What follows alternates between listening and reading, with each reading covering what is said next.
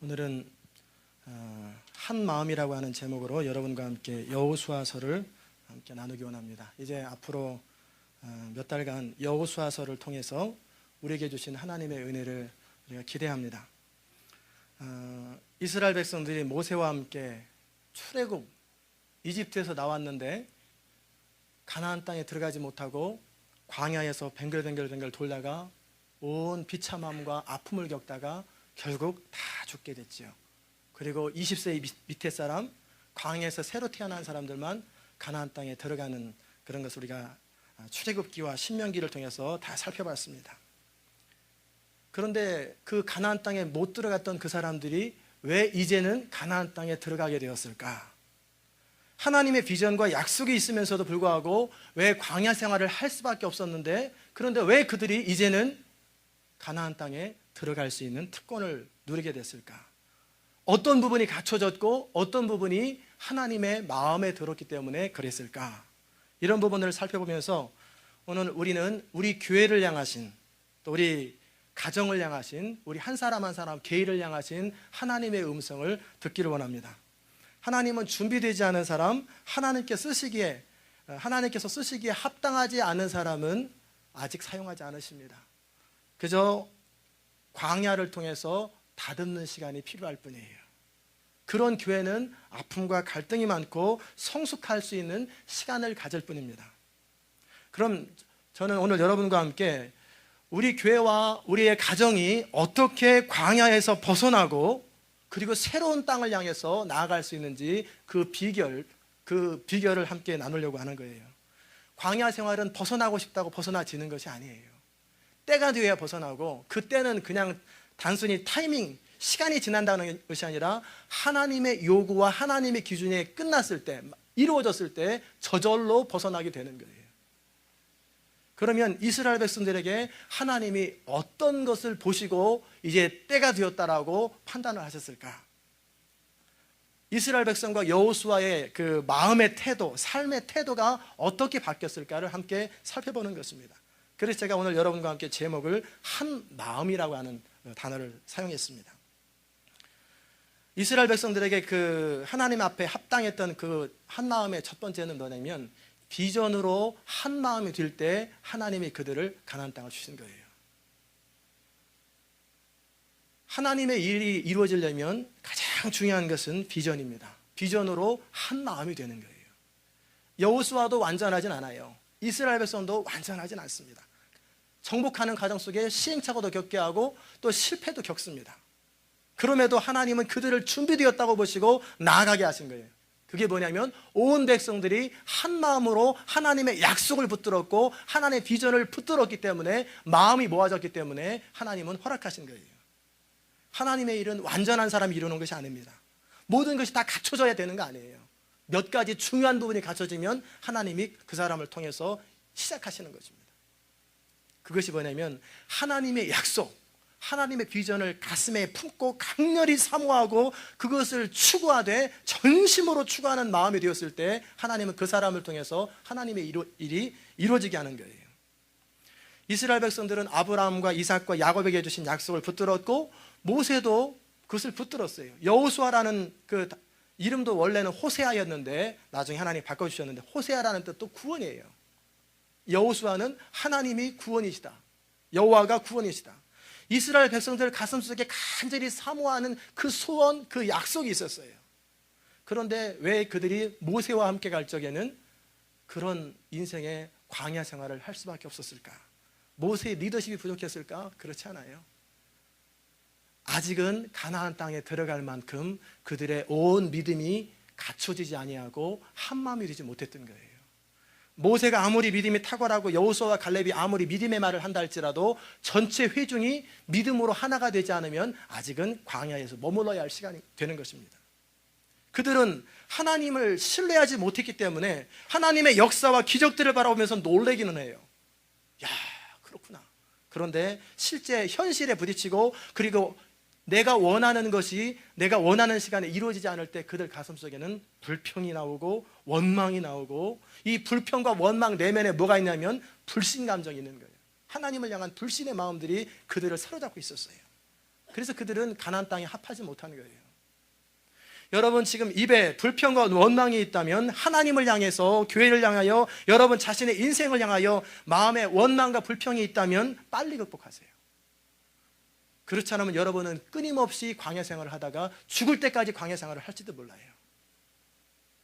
우리 인생의 아픔과 갈등이 끝나는 시점은 뭐냐면 하나님을 신뢰함으로 원망이 사라지고 불평이 사라지고 마음의 감사와 기쁨이 흘러넘칠 때, 하나님을 향한 기대와 소망이 흘러넘칠 때 하나님의 때가 되는 거예요.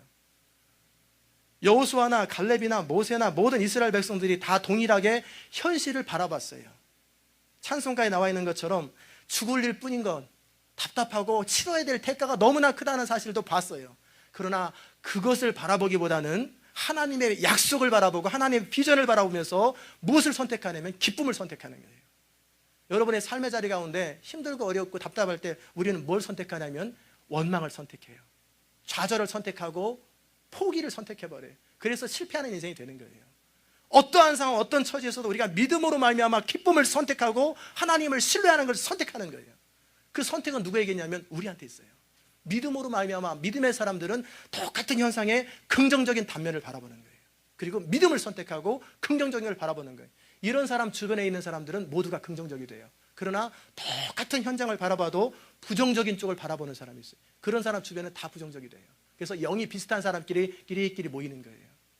여러분 주변에, 여러분이 그러든지 주변에 자꾸 원망이 많고 투덜투덜하는 사람이 있으면 빨리 거리를 두세요. 여러분이 영향력을 미칠 수 없으면 거리를 두세요. 왜냐하면 오염돼요. 우리 가슴 속에 누구를 탓하거나 누구에 대한 원망이 아니라 마음이 밭이 기경되어서 감사가, 기쁨과 소망이 넘쳐날 때 가나안 땅에 들어갈 수 있는 거예요. 광야 생활이 끝날 거냐, 계속될 거냐, 가나안 땅에 들어갈 거냐 말 거냐는 환경이 아니에요. 우리 마음에 달려 있어요. 하나님은 전능한 하나님이십니다. 하나님은 기적의 하나님이세요. 그 전능하신 하나님과 기적의 하나님의 능력이 누구에게 베풀어지느냐? 믿음의 사람들, 그 하나님을 기대하는 사람들, 하나님을 향하여 감사하는 사람들, 소망의 말을 하는 그 사람에게 하나님이 나타나는 거예요. 이스라엘 백성들은 하나님의 약속, 가나안 땅에 대한 하나님의 간절한 열망이 있었기 때문에 이제 여호수아와 함께 이스라엘 백성들이 그 때가 되었을 때는 그 소망이 있었기 때문에 다른 것들은 보이지 않았어요. 치러야 될 전쟁도 안 보였어요. 그리고 불편함도, 견뎌야 될 여러 가지 사건들도 보이지 않아요. 뭐만 보입니까? 오직 하나님의 약속과 하나님께서 그 땅을 우리에게 주실 거라고 하는 그 비전만을 강하게 붙드는 거예요. 그게 바로 하나님의 사람이요, 그게 능력의 사람이요, 하나님의 역사가 이루어지는 마음에 바친 것입니다. 교회가 하나가 되고 가정이 하나가 되는 것, 그것은 우리 마음에 소원하는 것이 뭔가 이루어져야 하나 되는 거 아니에요. 하나님의 약속에 대한 신뢰, 하나님의 인도에 대한 확신이 있을 때 모든 환경을 극복하는 것입니다. 제가 간디나 김대중 대통령이 실제 정치를 얼마큼 잘했느냐 못했느냐 보다는 뭐 때문에 참 좋아하냐면 그런 게 있어요. 감옥에 갇혀 있을 때 그들이 어떤 태도를 취했느냐예요. 그거. 사형 선고를 받고 감옥에 갇혔습니다. 이제 1년이나 몇 달 있다 죽어요. 몇 년 있다 죽습니다. 그런 보통 사람 같으면 거기서 주저앉고 죽을 날을 기다리거나 신세를 한탄하거나 자기가 이렇게 만든 사람을 원망할 거예요. 그런데 거기서 어떻게 합니까? 죽을 때 죽더라도 나는 살았을 것을 대비해서 내 자신을 준비하자. 거기서 공부를 하기 시작하는 거예요. 그리고 환경이 딱 열려서 바깥에 나오니까 위리하게 되는 거예요. 간디도 그런 거예요. 감옥에 갇혀서 뭘 합니까? 가택에 연금돼서 뭐 합니까? 자신을 준비하는 거예요. 실패하는 사람은 그 어려움과 코너의 시간에 계속 원망해요. 그래서 그 원망 때문에 실패하는 거예요. 그러나 성공하는 사람은 어떠한 처지, 어떤 환경에서도 끊임없이 되어질 걸 바라보면서 자신을 현재 준비하고 있는 사람이에요. 이 시온 인터내셔널 교회가 한 마음이 되는 비결, 하나님의 비전을 이룰 수 있는 비결이 뭐냐면 그 비전 아래서 모든 성도들이 하나가 되는 거예요. 이 교회 주신 비전인 여러분 뭔지 아세요? 주부를 보지 않고도 여러분이 줄줄줄 외울 수 있어요. 뭐더라 비전이? 글쎄 뭐 좋은 얘기인 것 같은데 이거는 비전의 사람이 아니고 어찌 보면은 실제 등록은 돼 있을지 몰라도 마음으로 우리 교인이 아니에요. 우리 교회는 어떤 사람이 되냐면 이 비전이 나의 비전이 되고 이 비전이 나의 기도 제목이 되어서 이 비전 때문에 살고 이 비전 때문에 내가 인생을 걸 줄 아는 그런 사람이 진정한 의미에서 우리 시온 인터내셔널 교인이에요. 저는 교회를 시작하면서 이 비전을 주보에다 기록하고 그리고 선포합니다. 그냥 듣기 좋으라고 하는 거 아니에요. 그 비전은 반드시 이루어지고 이루어질 것을 저는 확실하게 믿습니다. 제가 만든 게 아니고 하나님께 주셨기 때문에 그래요. 그 비전을 이루기 위해서 이 교회가 시작된 것이고 그 비전을 이루기 위해서 여러분을 모은 거예요. 그래서 그 비전이 빨리 이루어져야 되면 믿음 빨리빨리 이미 성장한 사람을 모아야 돼요. 왜냐하면 이 비전이 오래 걸리면 한 10년, 20년 있다 될 것 같으면 믿음 적은 사람도 다듬어지는 기간이 되는데 비전이 급하면 언제 다듬어요? 언제 다듬어요? 그러니까 막 모으는 거예요. 사람들, 믿음의 사람들 모아서 빨리 그 일을 이루어야 되니까. 여러분 그 비전을 생각하면 가슴이 뛰잖아요. 제가 수시로 선포하는 이 비전이 하나님의 비전이 아니면 여러분 이 교회에 오실 필요가 없어요. 교회의 생명은 뭐냐면 비전이에요. 말씀도 중요하고 관계도 중요하고 밥도 중요합니다. 그러나 비전이 빠지면 그 교회는 죽은 교회고 생명이 없는 교회예요. 왜냐하면 이 비전은 뭐냐면 모두가 다 하나님 나라와 영광을 위해 살아가지요. 어느 교회나 다 마찬가지인 거예요. 그러나 그 교회를 향한 비전이 있고 그 목회자를 향한 비전이 있고 그 가정을 향해서 이루고자 하신 하나님의 목적이 있단 말이에요. 그것이 비전인 거예요. 그게 생명이고 이게 없으면 나아갈 방향이 없는 거예요. 그러면 비전이 없으면 백성이 방자하게 되고 함부로 사는 거예요. 이 교회에 주신 비전은 뭐냐면 오늘 여러분이 말씀을 듣고 이제는 완전히 여러분의 마음에 사로잡히기를 바랍니다.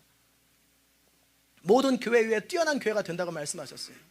이 말씀은 하나님 마음에 합한 교회가 되어서 하나님이 마음껏 사용하실 수 있는 그런 교회가 되고, 그래서 이제 이 교회만 존재하는 것이 아니라 이 교회를 통해서 이 지역사회와 전 세계 모든 교회들이 소생함을 얻는 거예요. 아까 우리 집사님 기도하신 것처럼 성령의 강한 역사와 기름 부음이 퍼지는 거예요.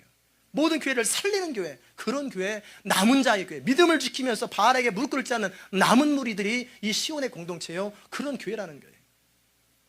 마지막 시대에 수많은 선교사들이 파송될 것이고 이 지역사회에 많은 교회들이 소생함을 얻을 거예요. 이를 위해서 두 번째 비전이 뭐냐면 사람들을 하나님 모으십니다. 많은 사람들이 몰려와서 말씀을 통해 변화될 거라 말씀하셨어요. 이 사람들이 몰려오는 것은 여러분의 상상을 초월하고 인위적으로 되는 거 아니에요. 사람을 하나님 막 몰아주시는 거예요. 그토록 밤새도록 고기가 안 잡혔던 베드로의 그물에 예수님께서 잠깐 몰아주시니까 꽉 차는 것처럼 힘으로 되는 것, 능력으로 되는 게 아니에요. 테크닉으로 되는 게 아니에요. 하나님의 성령이 강하게 임하면서 사람들을 하나님이 모아주실 때 사도행전 봤잖아요. 하루에 3,000명이 모이고 하루에 5,000명이 모이는 거예요.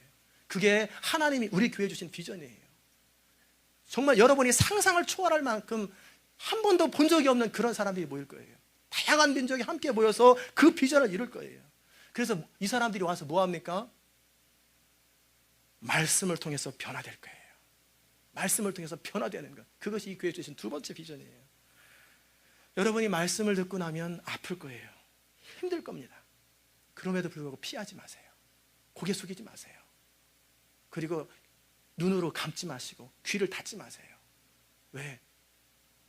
그것은 강팍한 마음의 소산이요, 하나님의 말씀이 선포될 때 주님 아파도 받아들이는 거예요. 힘들어도 수술은 해야 되잖아요. 그래서 거룩하고 정결하게 될 때 드디어 쓰임받는 거예요. 세 번째는 사랑과 웃음이 넘치는 교회가 되는 거예요. 사랑과 웃음이 넘치는 교회는 반드시 성령으로 말미암아 가능합니다.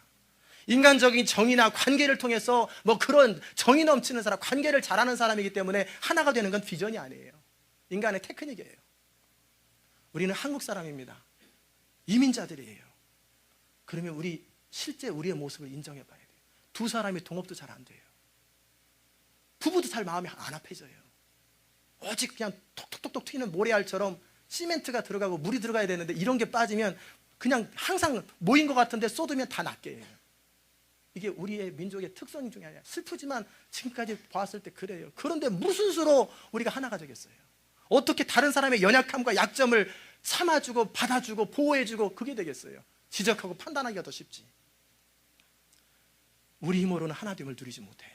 오직 성령의 하나되게 하심, 성령의 강력한 기름 부음이 임할 때 이 성령 안에 사람들이 변화되기 시작할 때 드디어 자연스럽게 하나가 되는 거예요. 같은 편을 느끼기 때문에. 예수님의 제자들은 성령이 임하기 전에 누가 오르냐, 누가 크냐 시기하고 경쟁하고 3년 동안 제자 훈련해도 똑같아요. 그러나 이 제자 훈련했던 것이 성령으로 말미암아 점화되니까 한 마음이 되어서 서로 섬기고 죽기까지 주님을 따르게 되는 거예요. 세 번째 비전은 뭐냐면 철저하게 하나님의 영광만이 선포될 것입니다. 이 교회는 누구도, 여러분이나 저나 그 누구도 사람들에게 인정받으려고 높아지려고 하면 그 사람은 수치를 당할 거예요. 높아지는 교회가 아니에요. 우리 모든 사람들이 아무도 높아지려고 하지 않고 서로 겸손하게 서로를 섬기고 낮아지기를 힘쓰고 경쟁하는 거, 시기하는 거 없어져야 돼요. 그래서 모두가 다 하나님 앞에서 머리를 숙이고 무릎을 꿇을 때 하나님이 자연스럽게 높여주시고 온 교회 가운데 하나님만이 왕노릇하는 그런 교회가 되는 거예요. 그런 교회라야 쓰임받는 거예요. 그 다음에는 시온에 남아있는 성도는 모두 거룩하고 정결하게 될 거라고 말씀하셨어요. 분명히 기억하십시오. 이 교회에 온 사람이 거룩하고 정결하게 되는 게 아닙니다. 시온에 남아있는 자라고 표현하셨어요. 이 교회 처음 오시면 처음 몇 달간은 신선하고 좋을 거예요. 왜냐하면 야, 답답했는데 참 시원시원하게 말씀을 전하고 야, 참 좋다. 그런데 2달, 3달, 4달, 5달, 6달 지나면서 어느 순간부터 아픔이 찾아옵니다. 계속 아파요. 말씀을 듣는데 계속 찌르고 아파요. 우리의 자아와 이기심이 깨트려지고 우리의 죄성이 깨트려지고 밝혀지기 때문에 아픕니다. 살아있는 하나님의 말씀은 좌우의 날선 검과 같아서 혼과 관절과 골수를 찔러 쪼개는 거예요. 여러분 날선 그 칼로다 여러분의 무릎을 푹푹 찌르고 가슴을 푹푹 찌르면 시원하다, 아이 좋다, 이런 사람이 어디 있어요? 아파가지고 견디지 못하는 거예요. 제가 개인적인 감정이나 어떤 그런 기분 때문에 그런다면 무시해도 괜찮습니다. 그리고 실제적으로 그런 마음으로 말씀을 선포하면 기분은 나빠도 아프지 않아요. 그냥 무시하면 되니까. 그러나 성령의 감동으로 말씀이 선포되고 선포되는 말씀이 여러분 영혼에 투입될 때는 아픔이 가슴에서부터 시작돼요. 왠지 모르게 옳은 말씀인데 아픈 거예요. 자꾸 아파요. 언제까지 아픈 줄 아세요? 여러분이 고칠 것을 고칠 때까지 아파요. 안 고치고 계속 버티면 계속 아픕니다. 그러다 어느 순간 되면은 이제는 귀를 닫아버려요. 저 목사님 맨날 똑같은 말씀만 하셔. 마음을 닫아버리면 이제는 어떻게 돼요? 버림받기 일보 직전이에요. 성령의 감동으로 어떤 얘기는 위로와 소망의 말씀으로 다가옵니다. 어떤 사람에게는 책망과 훈계의 말씀으로 다가오고 어떤 사람에게는 그 속에 있는 죄가 끄집어내지는 부끄러움으로 다가오게 됩니다. 아무도 가르쳐주는 사람이 없어도 스스로 느끼게 돼요. 하나님께서 이 교회에서 저를 통해 선포하는 이 말씀 가운데 주된 것들이 뭐냐면 우리 이기심, 우리 안에 있는 못된 옛습관을 부서뜨리는 작업들을 많이 하세요. 그래서 오직 철저하게 하나님의 은혜만을 자랑하고 이전에 내가 뭔가 가졌다고 생각되는 것, 뭔가 된 것처럼 생각하는 것들이 다 부서져 버려요. 괜찮다고 생각하는 것들이 다 깨져버립니다.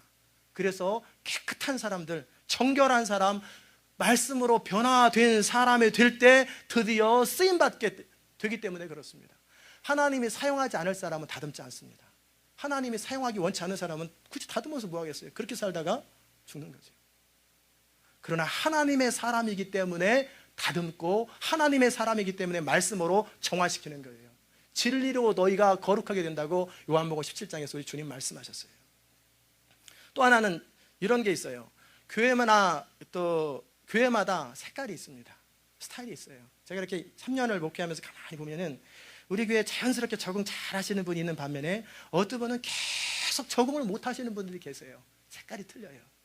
그럴 때는 어떻게 해야 됩니까? 안 맞구나. 시간 낭비하지 말고 빨리 맞는 교회로 가셔야 돼요.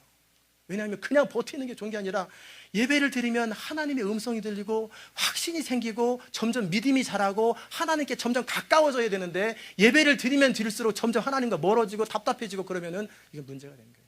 물론 관계 때문에 시험 들어서 그럴 수는 있어요. 그러나 그런 것이 아니면은 안 맞는 거예요. 왜냐하면 교회마다 여러 교회가 있고 목사님마다 색깔이 다 틀려요. 그래서 잘 맞는 사람이 있고 안 맞는 사람이 있고 왜?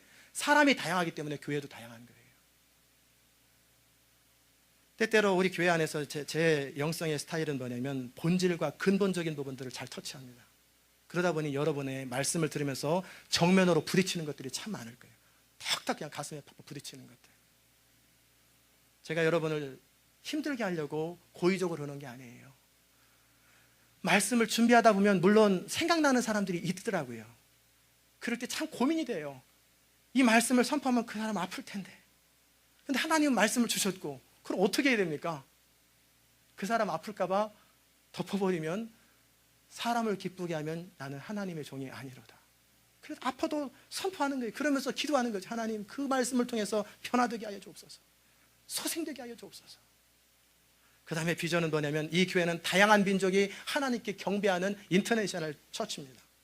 언제 어떻게 본격적으로 이루어질지는 잘 모르겠어요. 그러나 우리 교회는 어떤 교회가 되냐면, 여러분 월마트 가보셨죠? 월마트. 제가 미국에 처음 왔을 때 월마트에 가니까 이게 도대체 어느 나라인지 모르겠어요.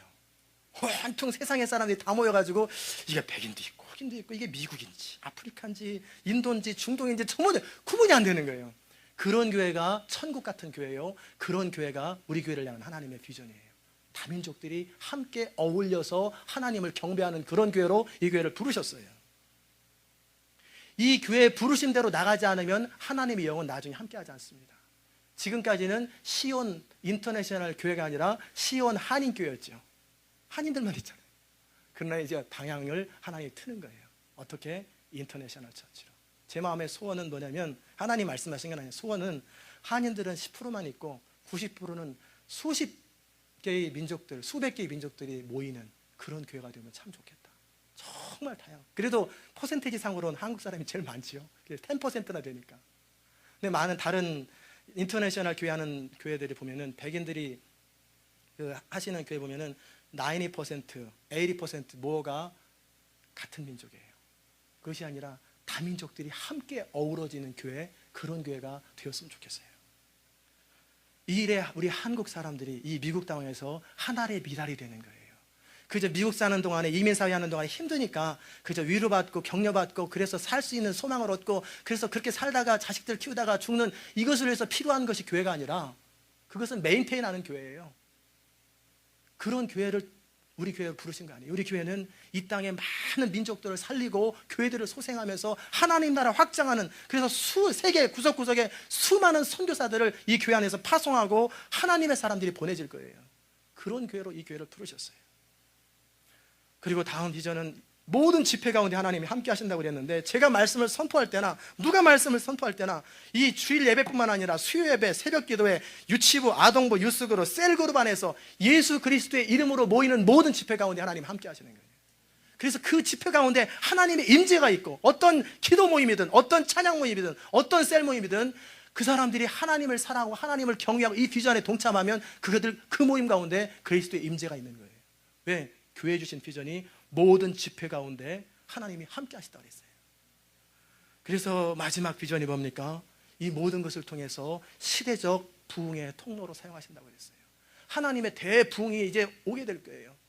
마지막 우리 주님 재림하기 전에 부흥이 임합니다. 그래서 그 부흥이 있어야 될 이유가 뭐냐면, 사람들이 100년을 넘게 전도해도 안 되던 것, 강팍했던 것이 성령의 강력한 기름 부음과 부흥의 역사가 이를 때, 이 몇 년 사이가 전체 100년보다 더 엄청나게 주님께로 돌아오게 되고요. 그래서 부흥이 일어나면 수없이 많은 선교사가 파송돼요.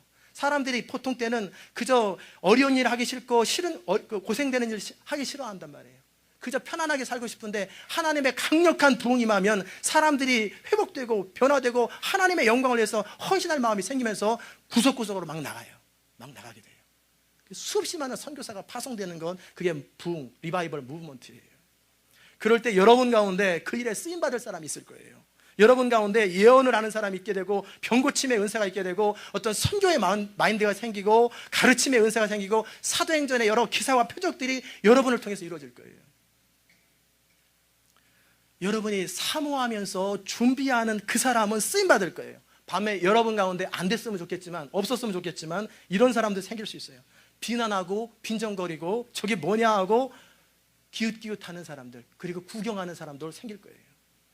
그리고 주변의 교회에서도 비난하고 조롱하고, 저 이상한 교회다, 이상한 교회다, 교단도 없다며, 이상한 교회다, 독립교단이라며, 이상한 교회다, 그런 이야기들이 생길 거예요.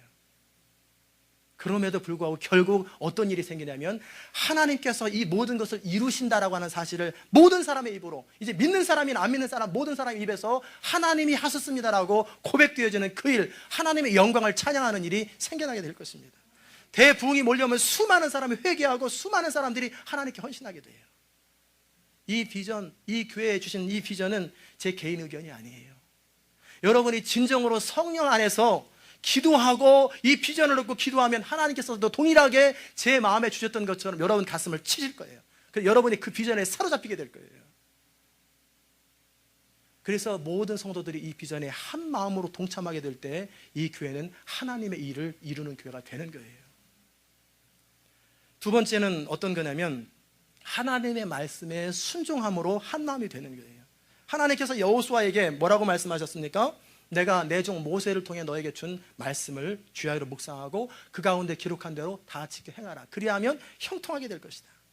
이게 형통함의 비결입니다. 하나님의 말씀을 주야로 묵상하면서 그 가운데 기록한 대로 순종하는 사람은 형통할 거예요. 남편은 늘 자기 소견에, 자기 경험에, 자기 생각에 옳은 대로 살고, 부인은 성경을 통해서 하나님이 주신 말씀대로 살고, 그럼 어떤 일이 생길까요? 싸움이 일어납니다. 분리가 일어납니다. 마찬가지로 저는 철저하게 하나님의 말씀 중심으로 선포하고 하나님의 비전을 선포하는데 이게 현실적으로 가능할 건가 안 가능할 건가, 이성적으로 판단하고 내 경험, 교회 경험으로 판단하면 뭐가 일어나요? 싸움이 일어납니다. 부딪힘이 일어나게 돼요.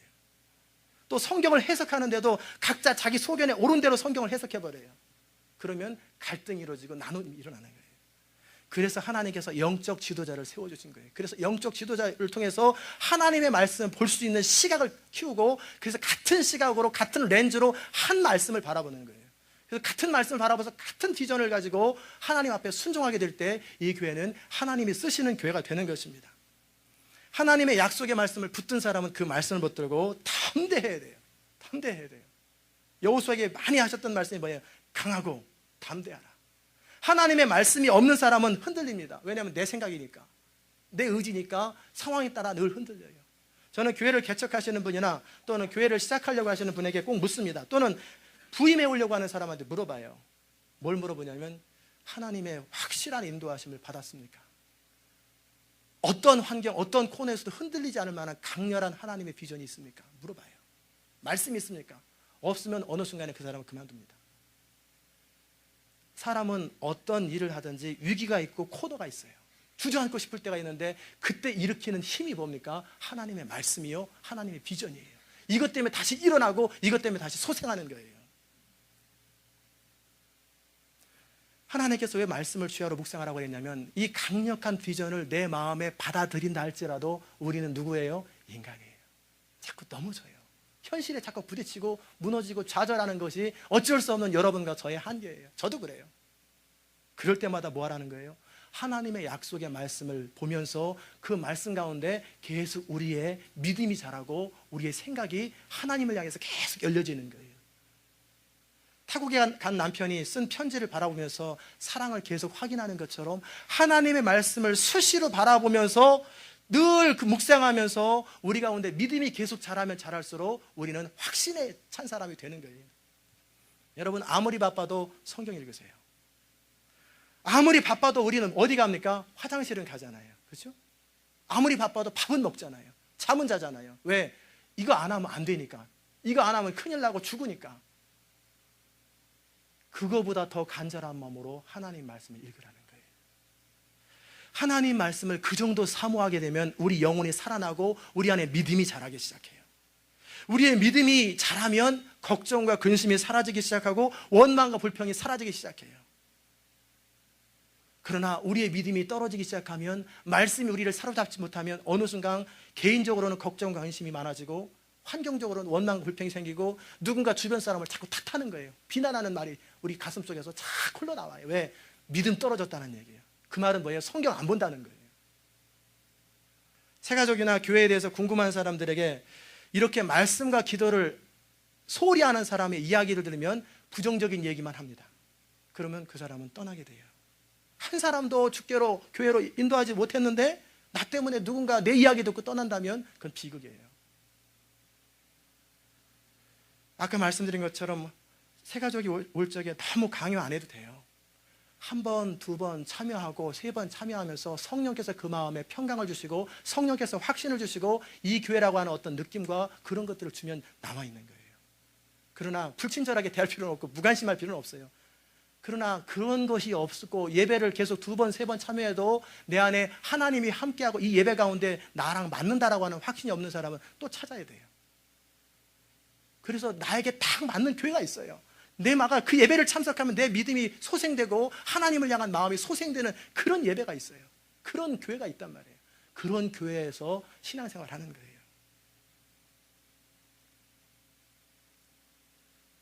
그렇게 신앙생활 하다가 보면 때때로 또 힘든 순간도 만나죠. 어려운 순간도 만나게 되죠. 그런데 우리가 때때로 힘들고 어려울 때 어떤 역할을 해야 되냐면 내가 하나님과 관계가 좀 멀어졌구나 이걸 생각해야 되는데 그렇지 않을 때는 마음속에 사는 것도 힘드는데 가족도 힘든데 교회도 힘들고 그러니까 입에서 원망이 가득한데 이런 사람에게 뭔가 물어보면 어떻게 해요? 불평스러운 얘기만 나오는 거예요. 그러면 그게 뭐예요? 교회를 깨트리는 행위예요. 그러기에 뭔가를 여러분이 교회에 대해서 알고 싶으면 누구에게 물어봐야 되겠어요? 수요일날 예배 참석하고 새벽기도 잘 나오고 금요기도 잘 참석하는 예배 잘 참석하는 사람에게 물어봐야 정확하게 좋은 인포메이션과 긍정적인 이야기를 들을 수 있는 거예요. 이렇게 온 교회가 어찌하든지 한 마음으로 하나님 말씀의 권위 앞에 다 순종하는 거예요. 그 말씀을 붙들고 소생함을 얻고 믿음을 일어나고 성령 안에서 그 말씀을 신뢰하면서 선포할 때 아까 제가 광고 시간에 말씀드린 것처럼 우리를 만나면 사람들이 하나님께 가까워져야 돼요. 나를 만나면 누군가 하나님의 사람이 아니었던 사람이 주께로 돌아오고 믿음이 연약한 자들이 자꾸 소생돼야 되는데 나를 만나면 사람들이 자꾸 교회를 떠나고 나를 만나면 자꾸 게을러지고 나를 만나면 노는 데 더 가까워지고 이런 사람은 하나님의 사람 아니에요.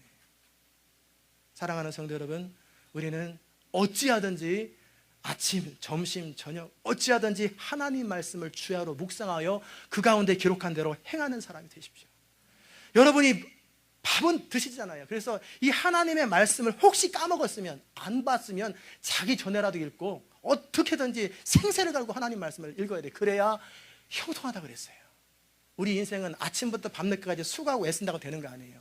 하나님의 말씀을 듣고 내 마음에 다가오는 게 있잖아요. 그러면 그대로 순종하면 되는 거예요. 어떤 말씀을 읽더라도 하나님은 우리에게 하고 싶은 말씀이 있어요.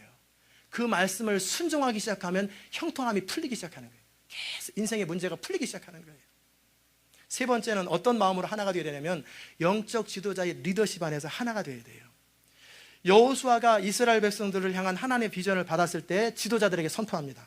그런데 지도자들은 온 백성에게 선포해요. 그래서 한마음이 되어서 같은 소리를 내는 거예요. 같은 목소리를 내는 것.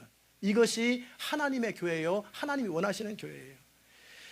심지어는 여리고성 동쪽에 그 요단강을 건너기 전에 이미 루벤 지파와 갓 지파와 므낫세 반 지파는 땅을 차지했어요. 다른 사람이 같이 싸워줘서 너네들은 여기 살아라. 이 사람들은 더 이상 나아갈 이유가 없어요. 이미 자기 땅이 다 큰 땅이 생겼으니까. 그런데 여호수아가 뭐라고 말합니까? 그 루벤 지파, 갓 지파, 므낫세 지파의 반이 거기 땅을 차지했는데 너희들은 우리 전체 회중보다 더 앞서서 무장하고 최전선에서 싸워서 우리 모든 지파들이 다 땅을 얻을 때까지 고향에 돌아가지 마라. 그 얘기를 하면은 이 세 지파가 불편하거나 원망스러운 이야기를 하는 게 아니라 알겠습니다. 당신이 우리에게 명하신 것을 우리가 다 행할 것이요 당신이 우리를 보내시는 곳에는 우리가 가리이다. 우리가 모세를 청종한 것 같이 당신을 청종하려니와 오직 당신의 하나님 여호와께서 모세와 함께 계시던 것 같이 당신과 함께 계시기를 원하나이다. 누구든지 당신의 명령을 거역하면 무릇 당신의 시키는 말씀을 청종치 아니하는 자는 죽임을 당하리니 오직 당신은 마음을 강하게 하시며 담대히 하소서. 이 마음이 있어서 가나안 땅에 들어가는 거예요. 한 마음으로 한 목소리를 내는 거예요. 지도자는 늘 하나님 앞에 깨어서 하나님의 음성을 듣고 하나님의 비전에 사로잡혀야 되고 말씀에 사로잡힌 사람이 되어야 되는 거고 온 성도들은 이 지도자를 중심으로 한 마음이 되는 거예요. 그런데 모세 당시는 어떻게 했어요? 모세가 뭔 얘기하면 맨날 돌리치려고 그래요. 늘 뭐 너만 잘났냐, 네가 왕이냐, 뭐 왜 맨날 이런 소리만 하니까 하나님이 보시고 니네들은 광야 생활 40년 뱅글뱅글 도는 거예요. 언제까지? 죽을 때까지. 그게 너네들에게 합당하다. 여러분이 하나님의 교회와 하나님의 일을 위해서 영적 지도자를 누가 세운 것 같아요? 하나님이 세운 거예요. 하나님의 목적이 있고 이유가 있어서 세운 거예요. 그런데 여러분이 그 사람이 하나님의 사람이 아니라고 느껴지고 하나님의 영감이 없고 말씀이 하나님의 말씀이 아닌 얘기만 자꾸 한다. 그럴 때는 지도자가 문제가 있는 거예요. 그럴 땐 기도하세요. 기도해도 안 될 때는 떠나세요. 아니면 기도를 믿으세요. 많은 우리 가운데 오류가 뭐냐면 지도자를 바꾸려고 그래요. 가르치려고 그래요. 아니에요. 영적 지도자를 여러분이 바꿀 수 없어요. 기도를 통해서 성령으로 말미암아 바꾸는 것은 가능합니다. 성령으로 말미암아 여러분이 기도하면 그 기도를 들으시는 성령께서 그 사람의 마음을, 지도자의 마음을 책망하는 거예요. 제가 그런 것도 봤어요. 어느 분이 하도 다른 사람 얘기를 안 들으니까 목사님이 귀가 아프더라고요. 그래서 귀가 아파서 병원에 입원했어요. 수술하고. 그러면서 목사님이 깨닫는 거예요. 내가 사람 얘기를 하도 안 들으니까 귀가 다 아프구나. 기도하면 성령께서 각 사람의 마음을 움직이시는 거예요. 그래서 특별히 지도자는 인위적인 방법이나 다른 방법으로 이렇게 움직이는 거 아니에요. 하나님을 여러분이 정말 신뢰하고 기도를 신뢰한다면 기도하시면 돼요. 많은 교회가 영적 지도자의 부족한 부분이나 마음에 안 드는 부분을 바꾸려고 애쓰다가 결국 교회가 산산조각 나는 거예요. 하나님이 보실 때 아니다 싶으면 경고하십니다. 또 경고하세요. 경고하세요. 하나님의 경고하시는 음성을 못 듣잖아요. 그럼 하나님이 그 지도자를 쳐버리십니다. 쳐도 징계해도 못 알아들으면 버려버리세요. 난 너 안 쓴다. 하나님의 소관이에요. 그런데 재미있는 것은 이 하나님의 소관인 이 부분을 사람들이 하려고 하면은 어떤 일이 생깁니까? 지도자는 내버려 두는데 이 사람들이 죽어요. 이 사람들이 다쳐요. 왜? 너는 왜 월권행위를 하느냐? 제가 참 안타까운 이야기인데, 제가 일산에 사는 동안에 부담 갖지 마시고 들으세요. 그러나 경계만 받으세요. 한 교회가 있었어요. 나는 그것이 맞는지 틀리는지는 모르겠어요. 교회 그 목사님이 여러 가지 문제가 있어요. 스캔들 문제, 돈 문제, 여러 가지 문제가 있어요. 그래서 사람들이 설렁설렁 하면서 그런 일이 생겼어요. 그럴 때 그 중에서 용감하신 분이 어떻게 했냐면 계란으로, 강대상에 계란을 던져요. 넥타이 잡고 끌어내요. 그래서 그 공로로 장로가 됐어요. 세 사람이. 그런데 1년 사이에 세 사람이 다 죽었어요. 왜 네가 월권행위를 하느냐? 또 재미있는 것은 그 목사님이 다른 곳에 가서 개척을 했거든요. 2, 3년 사이에 2,000명으로 또 늘어났어요. 이야, 희한하다. 그리고 나중에 회개하고 하나님이 바로 섰다는 이야기를 제가 들었어요. 그 목사님이. 야, 그것도 참 신기한 거예요. 그래서 우리가 할 일은 기도할 뿐이에요. 하나님이 세운 사람. 그래서 다윗이 사울왕이 아무리 그래도 함부로 못했던 거예요. 옥기다 하나 베어놓고도 마음이 찔려서 어쩔 줄 못했던 거예요. 우리 교회에 많은 지도자들이 있고 영적인 질서가 있어요. 영적 지도자는 하나님의 영역입니다. 하나님의 영역을 우리가 침범하면 그가 잘못했어도 우리는 우리대로 다쳐요. 혹시 성령운동이, 혹시가 아니죠. 성령운동이 우리가 교회 가운데 강하게 일어날 거예요. 그럼 여러분 가운데 예언이 일어나고 통변이 일어나고 신의와 여러 가지 성령의 능력들이 나타날 거예요. 그런데 그것을 가지고 과시하면서 자기를 드러내는 데 사용하거나 영적 지도자의 질서나 권위를 무시하는 데 그걸 사용하면 하나님이 그 능력 거두시거나 아니면 마귀가 그 능력을 사용해요. 그러면 마귀의 종로로 타게 되는 거예요. 그래서 성령의 강한 운동이 있을 때 동시에 마귀의 강한 역사도, 회방하는 역사도 같이 일어나는 거예요. 그러기에 말씀 앞에서, 우리 하나님 앞에서 다 겸손하고 인격적으로 그런 부분들을 바로 서야 돼요. 가정에서도 마찬가지입니다. 아내가 아무리 뛰어나고 성령이 충만하다 할지라도 남편한테 함부로 하지 마세요. 가정 파탄납니다. 성령 충만하고 능력이 충만하면 오히려 더 그 성령의 능력으로 겸손하게 섬기는 거예요.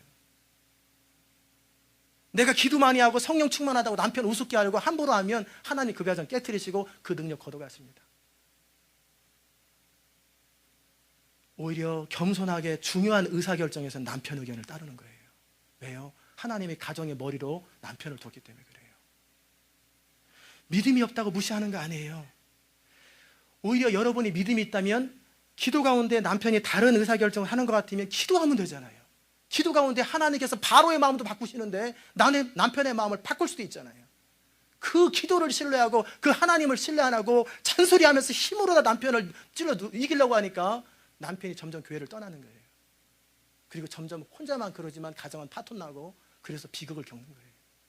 하나님은 하나님의 교회나 하나님의 가정에 영적인 질서를 주셨어요. 그 질서 안에서 모든 것이 이루어져야 되는 거예요. 남편을 추장하려고 하지 마세요. 오히려 돕는 역할을 하세요. 여러분이 꼭 명심하고 해야 될 것은 이 영적인 질서가 깨질 때 마귀가 즉시 역사해요. 성령으로 시작했다가 마귀 역사로 끝나버려요. 그러면 황폐해집니다. 교회가 완전히 황폐해져 버려요. 산산조각 나버려요. 제가 이 말씀을 드리냐면 이 교회에 하나님의 거대한 부흥이 몰려오고 하나님의 강력한 성령의 기름 부으심이 임할 것이기 때문에 미리 여러분에게 경고하는 거예요. 이스라엘 백성들이 여호수아를 중심으로 하나가 되었을 때 하나님의 비전을 가지고 추진할 적에 여리고성이나 가나안 땅은 저절로 정복되는 거예요. 싸울 일도 없이 다 이겨버려요. 하나님의 일은 온 성도들이 한 마음이 되고 한 비전을 가지고 말씀 안에서 지도자를 중심으로 하나가 되면 저절로 이루어지는 것이 하나님의 일이에요. 근데 왜 어떤 하나님의 일을 추진할 때 힘들고 고통스러우냐면 한 마음이 되지 않기 때문에 힘든 거예요. 사랑하는 성도 여러분, 오늘 여러분과 함께 여호수아서를 통해서 한 마음이라는 제목으로 함께 말씀을 나눴어요. 무엇을 하나 되어야 됩니까? 첫 번째, 비전으로 하나 되는 거예요. 비전을 여러분이 붙들고 기도하세요. 그러면 어느 순간에 성령이 그 비전을 여러분의 가슴속에 불타도록 열정을 심어줄 거예요. 두 번째는 무엇으로 하나 됩니까? 말씀의 순종함으로 하나 되는 거예요. 세 번째는 무엇으로 하나 됩니까? 영적 지도자의 인도를 따름으로 하나가 되는 거예요. 이 세 가지 중에 하나라도 무시되면 하나님의 일은 안 이루어집니다. 저는 제 자신이나 여러분이나 이 비전 있는 교회, 하나님의 영광이 선포될 이 교회, 여러분과 저를 모아주신 것이 얼마나 감사한지 몰라요. 하나님께서 우리를 통해서 이루실 그 하나님의 비전을 생각하면 가슴이 뛰고, 우리가 무슨 복을 받아서 그 엄청난 이 부흥의 현장에 하나님의 놀라운 그런 역사에 우리를 모아주시나, 그런 생각하면 여러분 한 분 한 분들이 얼마나 소중한지 몰라요. 저는 그 비전에 여러분이 구경하는 사람이 아니라 동참하는 사람이요, 그 비전을 직접 경험하고 그 영광을 경험하는 사람이 되시기를 바랍니다. 우리는 두 번 살지 않아요. 한 번 살아요. 한 번 사는 인생, 하나님의 나라와 영광을 위해서 메인테인하는 인생이 아니라 정말 강력하게 쓰임받다가 주님 앞에 설 수 있다면 얼마나 아름답겠어요. 이 축복이 여러분과 저에게 넘치시기를 주의 이름으로 축원합니다. 기도하십시다. 하나님 아버지, 감사합니다. 오늘도 이렇게 우리를 사랑하시는 하나님의 은혜로 말미암아 주의 음성을 듣게 하시니 감사합니다. 하나님, 또한 무엇보다 감사한 것은 이 교회를 3년 전에 세워주셔서 비전을 분명하게 주셔서 이 일을 이룰 거라고, 그래서 정말 각지 전국 전주에 믿음 있는 사람, 하나님을 사랑하는 사람, 바르게 믿고 싶은 사람들을 모아주셔서 이 비전을 이룰 수 있는 기회를 주시니 얼마나 또한 감사합니까? 하나님, 이 비전 안에 우리가 하나가 되게 하시고, 주의 말씀 안에 하나가 되게 하시고, 영적 지도자 안에서 하나가 되므로 우리 교회는 정말 여호수아와 이스라엘 백성들이 가나안 땅을 정복하고 여리고성을 무너뜨렸던 것처럼 그런 하나님의 역사들, 하나님의 능력들이 우리 삶 가운데 선포되는 놀라운 기적의 현장, 능력의 현장을 경험할 수 있도록 은혜 베풀어 주시옵소서. 감사드리며 예수 그리스도의 귀하신 이름으로 기도드리옵나이다. 아멘. 자리에 일어나셔서 245장, 이게 우리 교회 비전의 찬양입니다. 245장 함께 찬양하십시다.